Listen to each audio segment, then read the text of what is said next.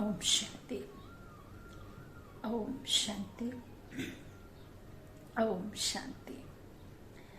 1/5/2021 प्रातः मुरली। ओम शांति। बाप दादा मधुबन।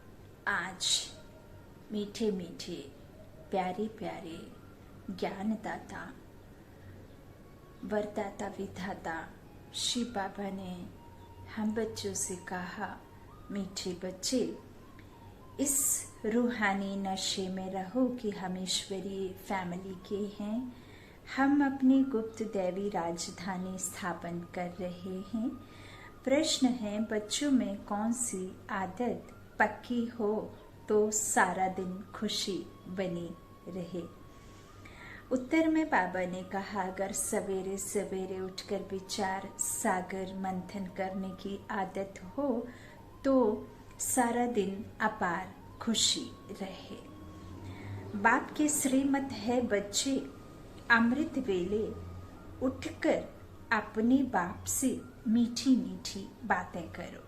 मीठी मीठी बातें करो, रूह रिहान करो। रूह रिहान करो माना जो आपके अंदर मन में भाव हैं वह सब अपने परमात्मा शिव से, अपने बेहद के बाप से रूह रिहान करना है। ऐसा नहीं है कि कोई दो आज लाइन हमने उसे मनन चिंतन कर लिया और फिर उसी बात को बार बार रिपीट किया। ऐसा नहीं। बाबा हमारे भाव को जानना चाहते हैं। हमारे जो मन में संकल्प उठते हैं उन सबको बाबा के साथ में बातें करें, मीठी मीठी प्यारी प्यारी। बाबा का शुक्रिया करें, बाबा से शक्तियाँ लें, बाप समान बनने का। मुरली के कुछ पॉइंट्स को इकट्ठा कर उन्हें मनन चिंतन कर धारण करना। इस तरह से बाबा से मीठी मीठी बातें करना। विचार करो, हम अभी किस फैमिली के हैं, हमारा कर्तव्य क्या है। अगर बुद्धि में रहे कि हमारी यह ईश्वरीय फैमिली है तो हम अपनी नई राजधानी स्थापन कर रहे हैं तो सारा दिन खुशी बनी रहे। ओम शांति। बच्चे जानते हैं कि यह रूहानी परिवार है, वह सब है जिस्मानी परिवार। यहाँ जो परिवार है, हम खुद को यह देह से न्यारा समझ रूहानी एक दूसरे को आत्मा साक्षी दृष्टा रखते हैं ना। आत्मा भाई भाई और एक बाप की संतान, रूहानी पिता।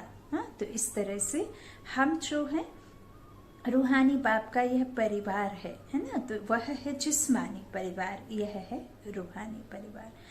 बाबा कहते रूहानी बाप का यह परिवार है जैसे लौकिक घर में माँ बाप बच्चे होते हैं, वह हुआ हद का परिवार। हद का परिवार ऐसे कि जब तक आपके साथ में यह शरीर रूपी वस्त्र है, यह तन है, तब तक तो हम एक दूसरे के साथ रहते हैं। जब यह तन हमारा आत्मा छोड़ देती है तब तक का ही साथ रहता है, तो वह है शरीर रूपी रिश्ता। लेकिन यह हमारा रिश्ता जो बाबा के साथ है वह है रूह का रिश्ता, बेहद का रिश्ता। तो बाबा कहते हैं वह है हद का परिवार। तुम अभी बेहद की फैमिली ठहरे ना। बच्चे गाते, बाबा कहते हैं कि बच्चे गाते भी हैं, तुम माता पिता हो तो जैसे फैमिली हो गए। यह हम जो छोटे छोटे परिवार को अपना परिवार समझते हैं, लेकिन ये छोटे छोटे परिवार नहीं बल्कि हम विश्व एक परिवार है, क्योंकि हम सब एक परमात्मा की संतान हैं। अर्थात हम सब आत्माएं एक पिता की, विश्व की सर्वात्माएं एक पिता की संतान, बेहद के बाप, सुप्रीम सोल। हम सोल्स ऑल आर, और गॉड फादर जो है हमारा पिता है सभी का, है ना। तो बाबा कहते हैं इस तरह से तुम माता पिता गाते हो तो जैसे फैमिली हो गए ना। क्रिएटर की क्रिएशन ठहरे। हम कौन हैं? क्रिएटर की क्रिएशन है, हम रचनाएं हैं, हाँ, परमात्मा की। वह क्रिएटर है। यूं तो बच्चे उनकी क्रिएशन है, परंतु जानते नहीं हैं तुम बच्चे अभी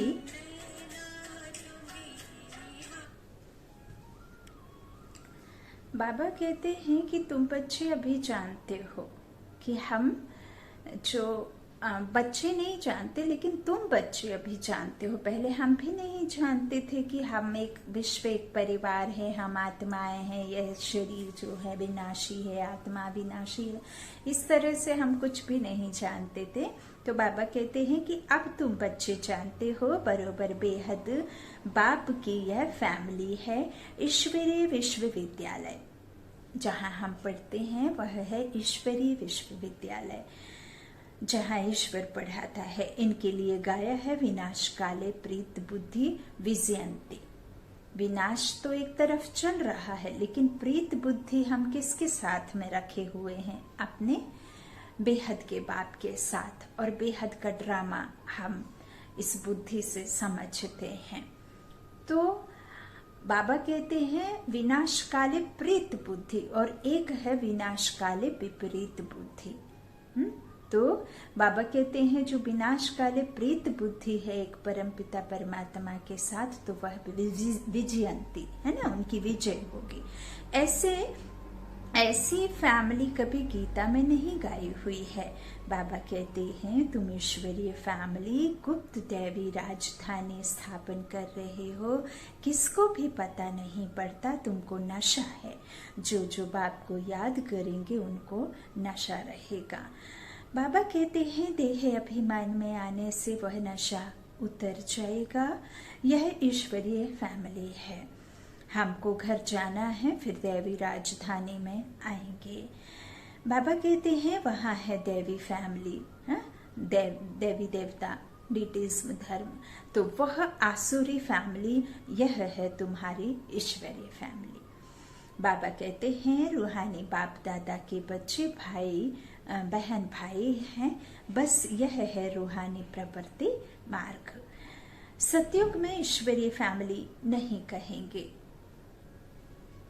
वहाँ ईश्वरीय फैमिली नहीं कहेंगे, वहाँ देवी फैमिली हो जाती है। क्योंकि जो हम ये पढ़ाई कर रहे हैं ना, तो फिर यह पढ़ाई से हम उसको धारण करते हैं। प्रैक्टिकल में परमात्मा हमें वो स्वरूप में ले जाते हैं। हमारा जो ये वाला जो स्वरूप है तमो प्रधान अवस्था का, इसे श्रेष्ठ अवस्था में ले जाते हैं। श्रेष्ठ कर्म वाला, आदर्श धर्म वाला और निर्विकारी धर्म जो आत्माएं होती हैं, तो वह 16 कलाओं में संपूर्ण होती है, तो निर्विकारी होती हैं। तो वहां जाकर के उसे हम धारण करके स्वरूप बन जाते हैं जब यहाँ, तो फिर वहां पर हमें इसकी प्रालब्धि प्राप्ति होती है। वहां ईश्वरीय परिवार नहीं कहेंगे, वहां देवी देवता का कहेंगे। बाबा कहते देवी फैमिली हो जाती है। यह ईश्वरीय फैमिली बड़ी जबरदस्त है। तुम जानते हो अभी हम ईश्वरीय फैमिली देवी राज्य स्थापन कर रहे हैं। ऐसे ऐसे अपने साथ बातें करते विचार सागर मंथन करना चाहिए। सवेरे उठकर याद में बैठो तो विचार सागर मंथन करने की आदत पड़ जाएगी। बाबा कहते हैं उमंग में आते जाएंगे। जब और सब मनुष्य नींद में सोए रहते हैं, तुम उस समय जागते हो। सभी आत्माएं जो अमृत वेला होता है उस समय सोती रहती है ना, तो बाबा कहते हैं उस समय तुम जागते हो। तुम्हें सवेरे सवेरे उठकर ऐसे ऐसे ख्याल करने चाहिए, फिर देखो तुमको कितनी खुशी रहती है।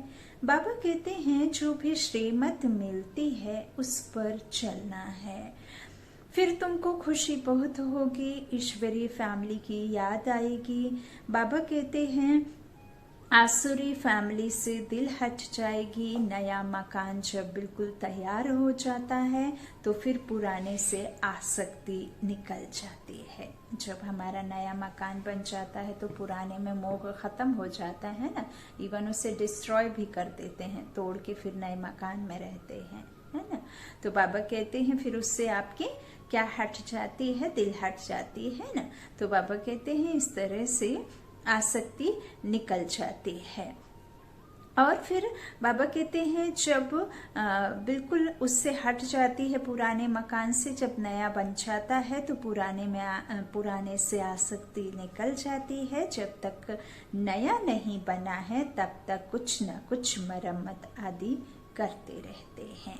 फिर दिल हट जाती है। यह पुरानी दुनिया भी ऐसी है, यह पुरानी दुनिया भी ऐसी है। यह हमारा जो तन है यह गाड़ी है।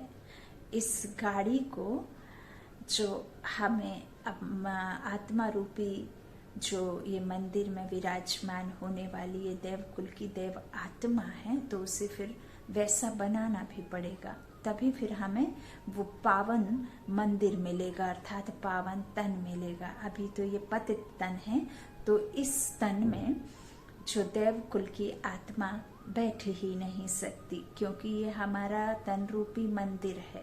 तो इस मंदिर में जो प्योर निर्विकारी आत्मा ही बैठ सकती है। तो अभी तो हुआ नहीं है। बाबा कहते हैं अभी मरम्मत चल रही है ना। तो मरम्मत आदि करते रहते हैं, फिर दिल हट जाती है। यह पुरानी दुनिया भी ऐसी है। बाबा कहते हैं अब तुम जानते हो यह पुराना घर है, हम नए घर में जाएंगे, फिर नया चोला पहनेंगे। यह देह भी पुरानी है।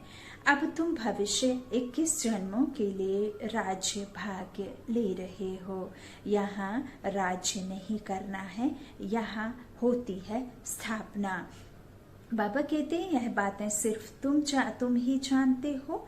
है भी यह गीता राजयोग है ना, इसे कहा जाता है सहज राजयोग। इसमें कोई हठ योग या कोई जंगल आदि जाकर के करने की बात नहीं, कोई आसन लगाकर कमर सीधी करके बैठने की बात नहीं है। कमर सीधी करना, हम एक के ऊपर एक पैर रखना, वह शरीर का व्यायाम है, लेकिन यहाँ हमें आत्मा का व्यायाम करना है। विकारों से मुक्ति चाहिए तो फिर आपको याद की यात्रा में रहना होगा, योग उस परमात्मा से लगाना होगा और बाप समान बनना होगा। ऐसा नहीं कि सिर्फ याद में ही रहना है और बाप समान बनना नहीं है।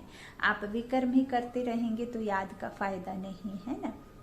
तो बाबा कहते हैं इस तरह से 21 जन्मों के लिए राज्य भाग ले रहे हैं। तो यहाँ बाबा कहते हैं यहाँ राज्य नहीं करना है, यहाँ होती है स्थापना, है ना। जो हम फाउंडेशन तो डालते हैं ना, उसी के ऊपर फिर बाद में दीवारें आदि घर खड़ा करते हैं। तो फाउंडेशन यदि मजबूत करना है तो फिर फाउंडेशन तो पहले ही डालना होता है ना। तो इस तरह से बाबा कहते हैं यह बातें सिर्फ तुम ही जानते हो। है भी यह गीता राजयोग है ना, तो इसको कहा जाता है सहज राजयोग। बाबा कहते हैं अनेक बार तुम इस राजयोग अभ्यास द्वारा देवी राज्य स्थापन करते हो। ये कोई न्यू बात नहीं है, नथिंग न्यू।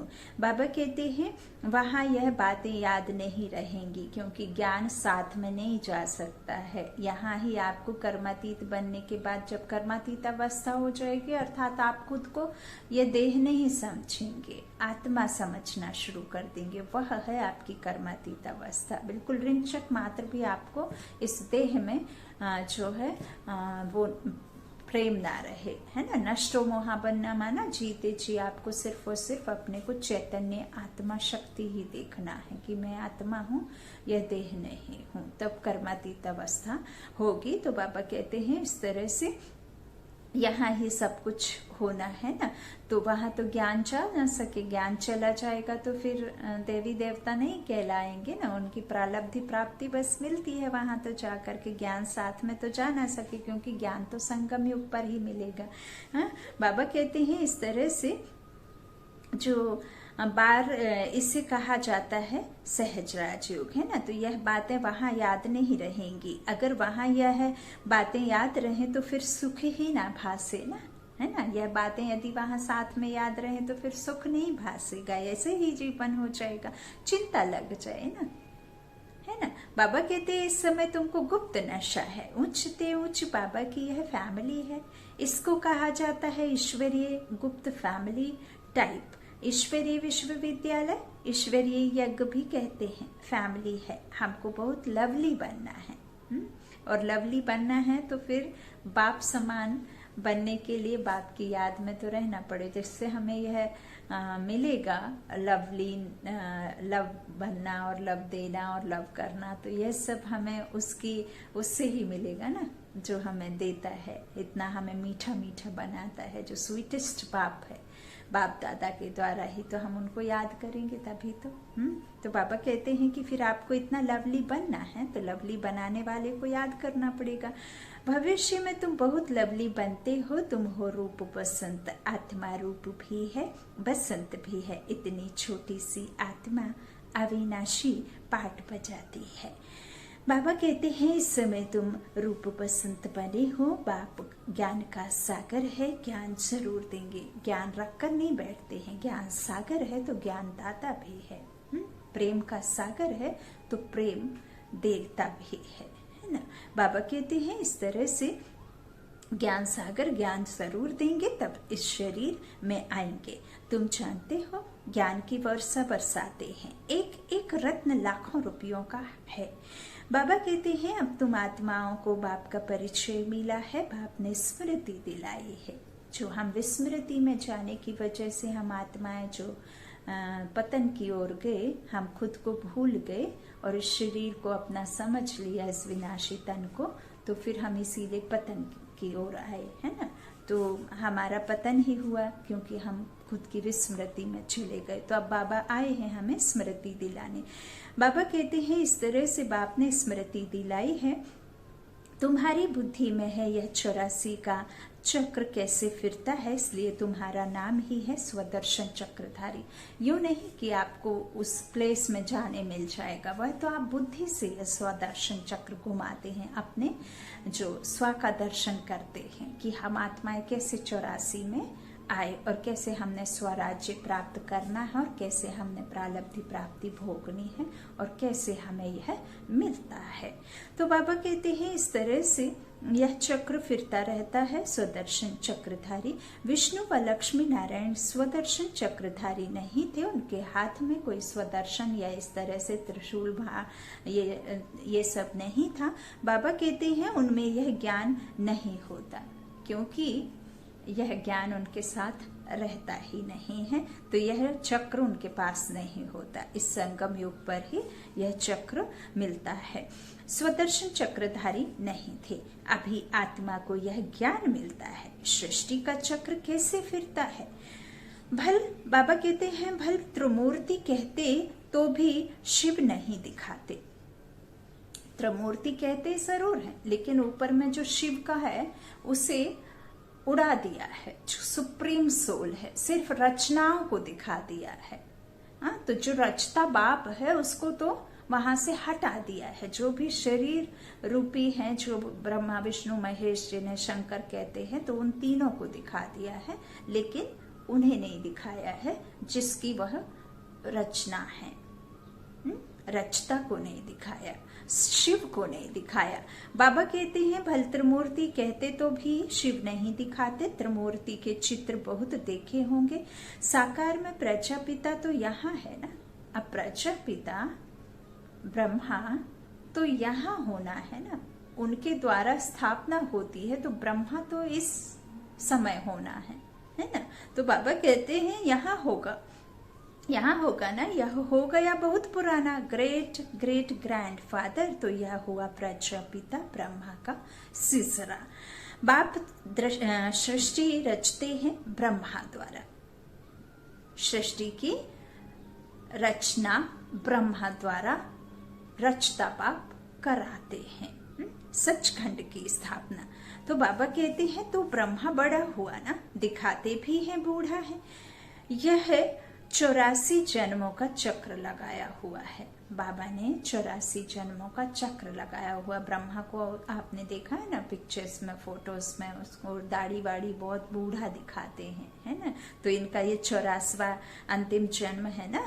तो बाबा कहते हैं यह 84वें जन्मों का चक्र लगाया हुआ है, 84 का। अभी तुम इन बातों को समझ गए हो, यह भी जानते हो कि बाप के तो सब बच्चे हैं। बाबा कहते हैं आत्माओं को बाप का परिचय देना है। अभी भारत का बहुत बड़ा कल्याण हो रहा है। सब आत्माएं पवित्र हो मुक्ति धाम में चली जाएंगी। सब आत्माएं जाएंगी, पवित्र हो करके जाएंगी। और पवित्र कैसे होंगी? कई फिर मनुष्य मूंझ जाते हैं कि अब हम तो आध्यात्म से जुड़े नहीं हैं, या इस तरह से हमने तो बाबा को नहीं नॉलेज लिया है। किसी के मन में क्वेश्चन आता, फिर वो कैसे पवित्र बनेंगी? तो जो इस समय सजाएं खा रहे हैं, जो अलग अलग तरीके से दुख तकलीफ भोग रहे हैं, वह ही अंतिम जन्म में, ऐसा नहीं है। बाकी जो हम 63 जन्मों में, यह अंतिम जन्म ही ऐसा होता है जब हमें पूरे पापों का हिसाब किताब, विकर्मों का हिसाब किताब चुकतू करना होता है। फिर आप भले ज्ञान मार्ग में आकर के उस ईश्वर को जान करके आप देवकुल में जाएं या ना जाएं, लेकिन आत्माएं जब जाती हैं, वापस जाती हैं इस अंतिम जन्म में, इस वानप्रस्थ अवस्था में, वाणी से परे जाना होता है, जो मुक्त अवस्था में रहती हैं, फिर पिछाड़ी में आती हैं, तो उन्हें जब तक वह पवित्र ना बने आत्मा, तब तक जा नहीं सकती। तो इसीलिए फिर उसे सजाएं भोग करके जाना पड़ता है ना। तो यह बातें समझने की है। बाबा कहते हैं इस तरह से आत्माओं को बाप का परिचय देना है। यह भी जानते हो कि बाप के तो सब बच्चे हैं, है ना। तो बाप का परिचय देना। बाबा कहते हैं अभी भारत का बहुत बड़ा कल्याण हो रहा है। सब आत्माएं पवित्र हो मुक्ति धाम में चली जाएंगी। तुम हो ही भारत की सेवा पर, रूहानी सेना, रूहानी सेवा। बाबा कहते हैं साइलेंस की शक्ति से स्थापना और साइंस की शक्ति से विनाश। तो इस तरह से दोनों काम में आएंगी, भारत खास, दुनिया आम। तुम अभी थोड़े हो जो इन बातों को समझते हो। फिर नटशेल में समझाया जाता है, बच्चे मन मना भव अलग में भी समझाया जाता है। जो कुछ है दैवी राजधानी स्थापन करने में लगाओ। बाबा कहते हैं बापू गांधी क्या करते थे? जिन्हें बापू गांधी बुलाया करते थे, वो बापू गांधी क्या करते थे? वह भी राम राज्य चाहते थे, है ना। लेकिन कैसा वंडरफुल खेल है ना। अभी तुम साक्षी हो, खेल देखते हो और तुमको हंसी आती है। कहाँ की बातें कहाँ ले जाते हैं। बाप कहते हैं ड्रामा अनुसार दुनिया की गति बुरी हो गई है, फिर बाप आकर सदगति करते हैं। तुम बच्चों को नशा चढ़ा है। यह है सारे वर्ल्ड के निराकार बापूजी, जिन्हें हम बाप कहते हैं। अब उसे भारत का बापू कह दिया गांधी को। बाबा कहते हैं कैसी कैसी बातें कर दी। अब वो जो रघुपति राघव राजाराम कहा करते थे, उनको देख करके सब लोगों ने कहना शुरू कर दिया, चरखा चलाना शुरू कर दिया। और वो बापू ने जो अपने देश पर कुर्बान किया या नमक का आंदोलन चलाया है, जो भी चलाया, लेकिन उससे किसी भी आत्मा की सदगति तो नहीं होती ना। उससे बापू कह तो दिया, लेकिन वो बन भी गया, गांधी बापू बन भी गया। लेकिन बाबा कहते हैं उनके द्वारा किसी की, वो चाहते थे लेकिन उनके द्वारा किसी की सदगति तो नहीं हुई। भले उन्होंने इस देश पर अपनी जान कुर्बान दी, लेकिन उससे किसी को जो चाहिए वह प्राप्ति नहीं हुई, शांति या फिर सदगति की, है ना। जो मुक्ति, जीवन मुक्ति चाहते हैं वह नहीं प्राप्त होती। बाबा कहते हैं तुम बच्चों को नशा चढ़ा रहता है। यह है सारे वर्ल्ड के निराकार बापूजी, शिव कल्याणकारी, सदगति दाता, उच्चते उच्च बेहद के बाप के ज्ञान वर्षा मिले। और तब हमें यह ज्ञान मिले, तभी फिर हमारे ये ऊंचते ऊंच ज्ञान के द्वारा ही सदगति सर्वात्माओं की होती है। बाबा कहते हैं यह ब्रह्मा भी किसका बच्चा है? शिव बाबा का। वह किसका बच्चा? यह माताएं कहती हैं शिव बाबा हमारा बच्चा। यह है शिव बाबा का खेल पाल। बाकी ध्यान दीदार में तो माया की बहुत प्रविष्टता होती है, 5 विकारों की। बाबा कहते हैं यह जो कहते हैं हमारे में शिव बाबा आते हैं, शिव बाबा यह बोलते हैं, यह सब भूत की प्रविष्टता है।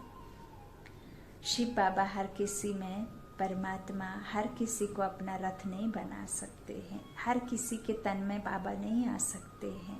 वह सब बाबा कह रहे हैं कि वह सब भूतों की बातें हैं, है ना। अवतरण तो सिर्फ और सिर्फ इस तन में लेते हैं। फिर एक दादी का छोटा नंदी लिया।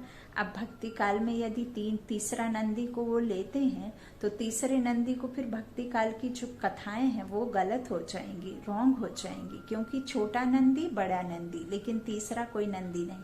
हाँ, अभी बाबा पालना हमारी करेंगे जब तक स्थापना में बाबा अभी ऐसा नहीं है कि निर्वाण धाम में वापस चले गए। अभी भी बाबा फिर पालना ऊपर जाने आने की जो संदेशी बहनें हैं उनके द्वारा बताते हैं, संदेश भेजते हैं, फिर उनके द्वारा जो अभी भी पालना देते हैं, है ना। तो ऐसा है, बाबा टच कराते हैं, लेकिन किसी को अपना सारथी अपना साधन नहीं चुन सकते हैं, है ना। तन का आधार अब नहीं ले सकते हैं। तो बाबा कहते हैं यह सब जो भूत की प्रविष्टता है, जो कहते हैं कि शिव बाबा यह बोलते हैं। बाबा कहते हैं तुम बच्चों को खबरदार रहना है, यह भूत की बीमारी ऐसी है जो दोनों जहां से उड़ा देती है। यह कभी भी ख्याल नहीं आना चाहिए कि हम साक्षात्कार करें। अब वो उस बिंदु का यदि आपको साक्षात्कार हो भी जाए तो आप मूझ जाएंगे, बिंदु थोड़ी साक्षात्कार करा सकते हैं, है ना। तो बाबा कहते हैं इस तरह से साक्षात्कार करें तो यह सब भक्ति के ख्यालात हैं। ज्ञान मार्ग को अच्छी रीति समझना है। माया अनेक प्रकार से धोखा देती है, साक्षात्कार आदि से कोई फायदा नहीं है। बाप कहते हैं इन द्वारा सगाई कराते हैं। बाप का फरमान है तुमको कोई भी देहधारी को याद नहीं करना है। ब्रह्मा बाबा खुद ही कहते हैं कि मुझे याद नहीं करो, मैं मात्र निमित्त हूँ, मैं आधार मूर्त बाबा कहते हैं ना, इनके द्वारा मैं ज्ञान देता हूँ। तो देने वाला ज्ञान दाता तो एक ही है ना। तो उस निराकार की याद में टिकना है। इनके द्वारा सगाई होती है आत्माओं की परमपिता परमात्मा के साथ, है ना। तो यह सब बातें समझने की है। और साक्षात्कार आदि से कोई आपको सदगति नहीं मिलती। यूं तो फिर कृष्ण को जब साक्षात्कार हुआ तो उनका तेज जब सहन नहीं कर पाए तो क्या कहा अर्जुन ने, कृष्ण से अर्जुन ने क्या पूछा और उन्होंने जवाब क्या दिया, और अर्जुन ने उनको क्या कहा कि बस करो, अब मुझसे ये तेज और बर्दाश्त नहीं होता। तो क्या भगवान आपके सामने आकर के खड़ा हो जाएगा तो आप की सदगति हो जाएगी। आप जब तक यह नॉलेज को प्राप्त कर उसे धारण ना करें, स्वरूप ना बने, तो आप देवी देवता बन जाएंगे क्या? नहीं बनेंगे। कोई भी प्रेरणा से कोई काम नहीं होता। और ये सुप्रीम सोल जो है वो तो खुद सोल है, जैसे सुप्रीम सोल है हम आत्माओं के समान। तो आत्मा शरीर से न्यारी होकर के क्या कर्म कर सकती है, क्या बोल सकती है, क्या आपके साथ बात कर सकती है बिना तन के? नहीं कर सकती है। तो वह ऊपर से कोई बिजली चमकाए, परमात्मा यदि बिजली की ऐसे बिजलियां तड़काए और ऐसे बादलों को ऐसे ऐसे घुमाए, ढोल बजाए, तो क्या आपको उस प्रेरणा से आपको सदगति मिल जाएगी? ऐसा कुछ भी नहीं है। जब तक वह अवतरण नहीं होते हैं तब तक अपना खुद का जैसा हूं वैसा आपको जानने का जो है वह सिर्फ और सिर्फ परमात्मा ही आकर के अपना नॉलेज देते हैं और हमें अपना नॉलेज देते हैं, और कोई नॉलेज दे ही नहीं सकता। तो बाबा कहते हैं इस तरह से तुम अपने को आत्मा, बाबा कहते तुमको कोई भी देहधारी को याद नहीं करना है, तुम अपने को आत्मा समझ बाप को याद करो। अपने कल्याण के लिए बाप को याद करना है। स्व कल्याण है ना। आप यदि मुरली सुनाते हैं या सुन रहे हैं या दूसरों तक पहुंचाते हैं तो उसमें उस सामने वाली आत्मा का कम कल्याण है, लेकिन आपका स्व कल्याण ज्यादा है। फर्स्ट आपका कल्याण है, फिर आप दूसरों का कल्याण करते हैं, है ना। तो स्वरूप बनना है, तभी तो फिर आप स्वरूप में मैं आएंगे तो फिर कल्याण कर पाएंगे। सर्व कल्याण, स्व कल्याण, विश्व कल्याण, है ना। तो बाबा कहते हैं इस तरह से अपने कल्याण के लिए बाप को याद करना है। यह तो बहुत समझ की बात है। बाबा को कोई भी समाचार लिख सकते हैं। कई बच्चों को तो इतना भी अकल नहीं कि बेहद के बाप को चिट्ठी में अपना खुश खैराफत का समाचार लिखें। लौकिक बाप को चिट्ठी ना लिखें तो आराम ही फिट जाता। यह भी बेहद का बाप है। देखते हैं मास 1.5 मास चिट्ठी नहीं आती है तो समझते हैं इनको शायद माया खा गई।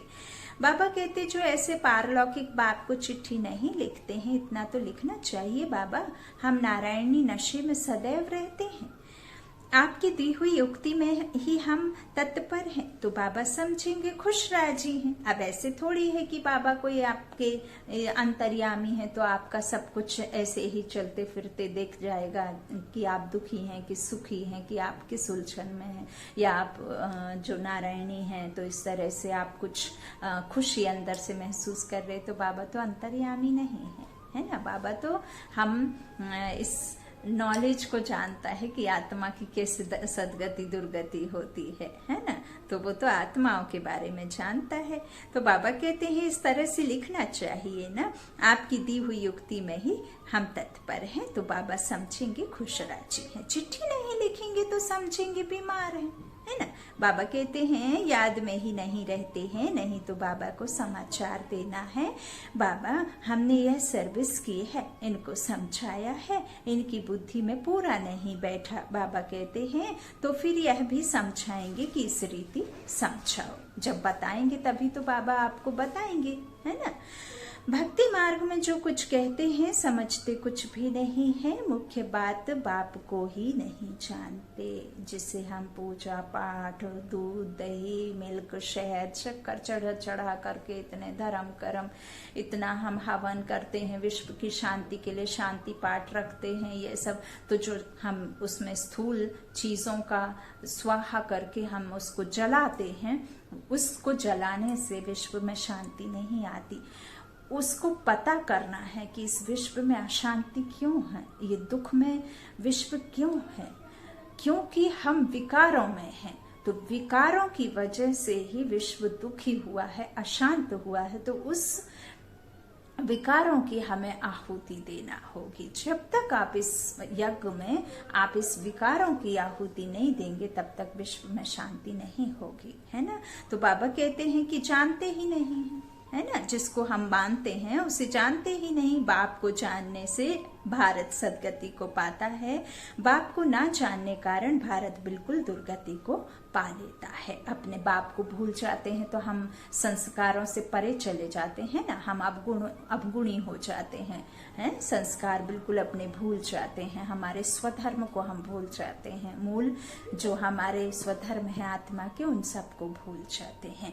बाबा कहते हैं इस तरह से बिल्कुल दुर्गति को पा लेता है। अब बाप तुम बच्चों को समझाते हैं, हम अनाथ हो गए एक तरह से, बाप को नहीं जाना तो फिर कौन सिखाएगा जब पेरेंट्स ही नहीं है। तो बाबा कहते हैं हम तुमको सदगति में ले जाऊंगा, बाकी सबको मुक्ति में ले जाऊंगा। भारत जीवन मुक्ति में है तो बाकी सब मुक्ति में है, यह चेंज सिवाय बाप के और कोई नहीं कर सकता है।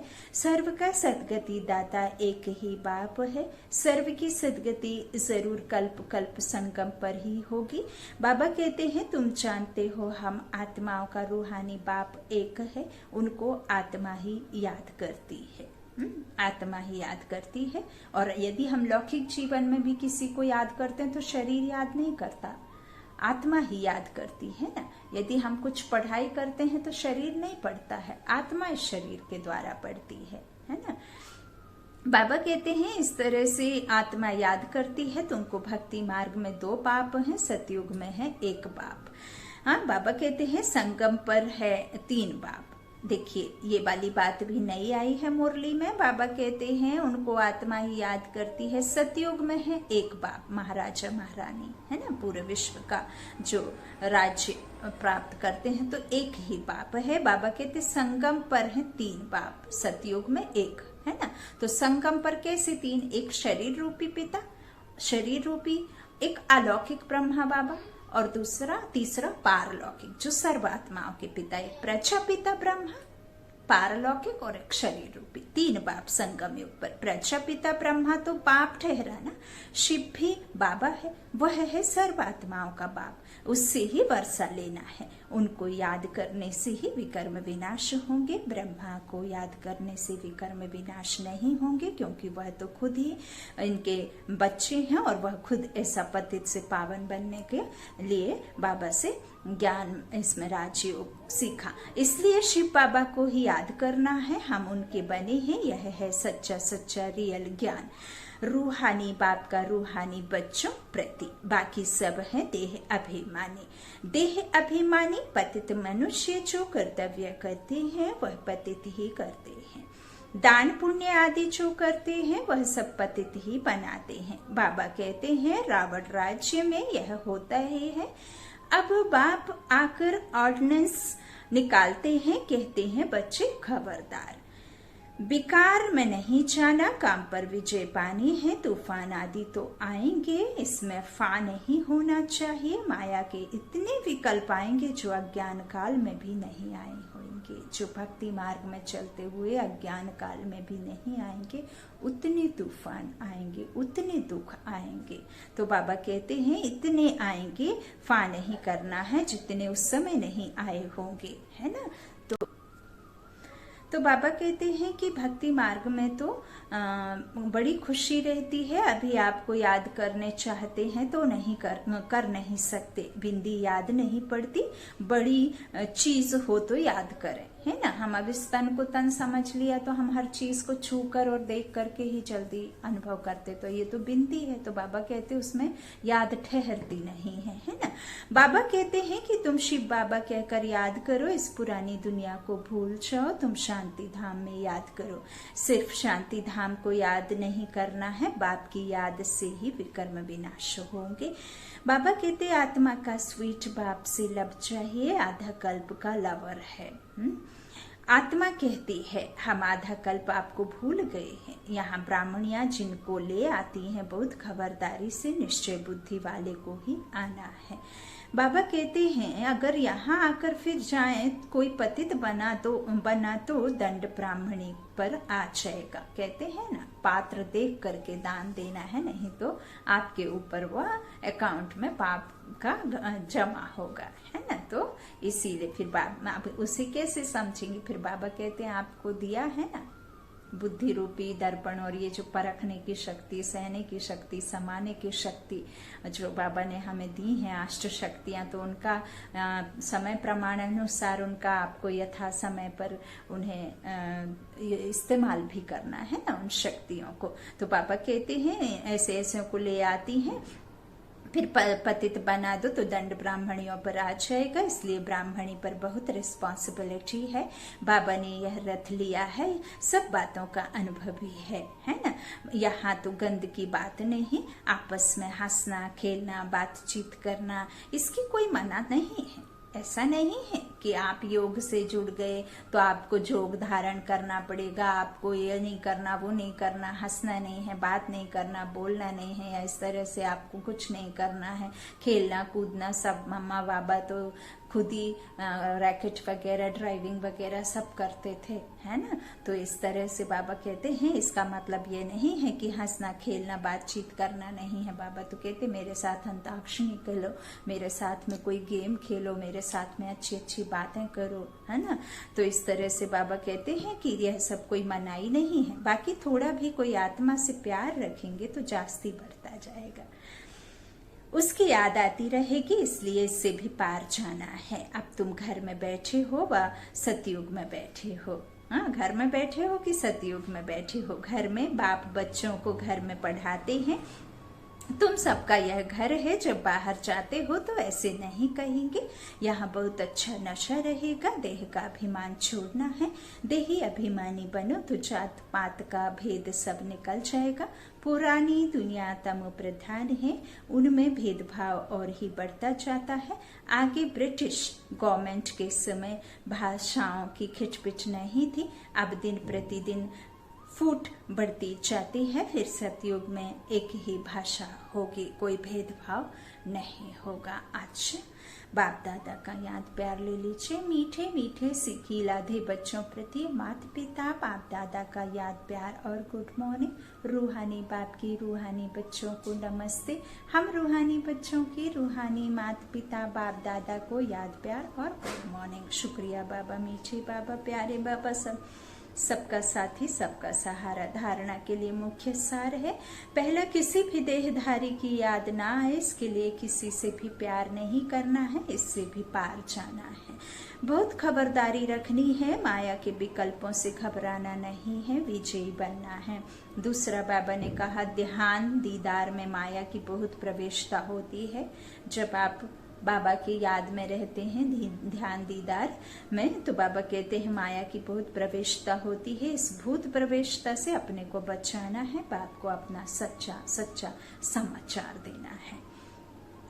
आज का वरदान बाबा ने कहा, शक्ति रूप की स्मृति द्वारा पतित संस्कारों का नाश करने वाले काली रूप भाव सदा अपना यह स्वरूप स्मृति में रहे कि मैं सर्वशास्त्र धारी शक्ति हूँ। मुझ पतित पावनी पर कोई पतितात्मा की नजर की परछाई भी नहीं पड़ सकती। अष्ट शक्तियां ऐसे नहीं है कि आपके 8 हाथ दिखा देंगे और 8 हाथों में आपके में एक भाला, एक त्रिशूल, एक गदा, एक शंख, एक कलश, ये इस तरह से नहीं। परमात्मा ने, हमारे ईश्वर ने हमें अष्ट शक्तियां कहा है, अर्थात हमारे अंदर ही वो अष्ट शक्तियां होती हैं। और जब वो अष्ट शक्तियां आपके पास होती हैं तो उन अष्ट शक्तियों को आपको इस तरह से ऐसा कि मुझ पतित पावनी पर कोई पतित आत्मा की नजर की परछाई भी नहीं पड़ सकती, पतित आत्मा के पतित संकल्प भी ना चल सके, ऐसी अपनी ब्रेक पावरफुल चाहिए। बाबा कहते हैं यदि किसी पतित आत्मा का प्रभाव पड़ता है तो इसका अर्थ है कि प्रभावशाली नहीं हो।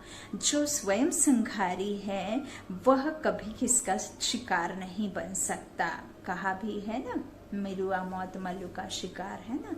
तो बाबा कहते हैं इस तरह से, तो इसका अर्थ है कि प्रभावशाली नहीं हो जो स्वयं संघारी है ना, तो वह कभी किसका शिकार नहीं बन सकते। तो ऐसा काली रूप बनो जो कोई भी आपके सामने ऐसा संकल्प करे भी तो उनका संकल्प मूर्छित हो जाए। आज का स्लोगन है, रॉयल रूप की इच्छा का स्वरूप नाम, मान और शान है, इससे न्यारे बनो। स्लोगन है, रॉयल रूप की इच्छा का स्वरूप नाम, मान और शान है, इससे न्यारे बनो। ये जो हम मान, सम्मान, स्थूल धन, पैसा, ये सब जो हम यदि मांग करते हैं तो यह जो है कहना चाहिए कि इस शरीर रूपी मान सम्मान के लिए है ना। और हमें तो जब देने वाला दाता है तो फिर हमें मनुष्य आत्माओं से क्या चाहिए, कुछ भी नहीं। यह तो हम स्व कल्याण के लिए करते हैं। और बाबा ने जैसे कि कहा कि आप तो खुद ही संहारी हैं, तो फिर आपके ऊपर कोई भी ऐसी पतित आत्मा या कोई भी ऐसा जो आसक्ति मूर्छित हो जानी चाहिए। उसका अर्थ बाबा हमें ऐसे समझाते हैं कि मान लीजिए मंदिर में जो देखिए विराजमान फल उन मूर्तियों में, देवी में, दुर्गा में, या जो भी राम सीता में विराजमान जो मूर्तियां हैं उसमें अभी चैतन्य नहीं है, वो शक्ति आत्मा नहीं है, वह मूर्तियां हैं। लेकिन आपने देखा होगा कोई भी विकारी आत्मा कितना भी कुछ ड्रिंक करके उधर से जा रही हो मंदिर में, लेकिन उसके प्रति, उन मूर्तियों के प्रति, उन देवी दुर्गा के प्रति उनको माँ ही पुकारेंगे और उधर नतमस्तक होंगे, जबकि वह कैसे गाली गलौज करके निकलते हैं और कैसे कैसे वार्तालाप करते हुए बकते हुए जाएंगे, लेकिन मंदिर के सामने वह नतमस्तक भी होते हैं और माँ कह करके भी पुकारते हैं। तो देखिए ये है प्यूरिटी, जो उनके देवी देवताओं में जो निर्विकारी और जो प्यूरिटी थी, पवित्रता की प्यूरिटी, वह आपको खींचती है। तो यहाँ भी ऐसे ही है, यदि आप सिनेमा में देख रहे हैं, टीवी आदि में कोई मूवी देख रहे हैं, मूवी का कोई सीन देख रहे हैं, भले वो जो एक्टर एक्टिंग कर रहे हैं, जो हीरोइन एक्टिंग पार्ट कर रहे हैं सिनेमा में, वह कितना भी देवी दुर्गा कुछ भी बन जाए, लेकिन आपको वो वासना नहीं आती है जो मंदिर में विराजमान मूर्तियों में आती है। क्यों?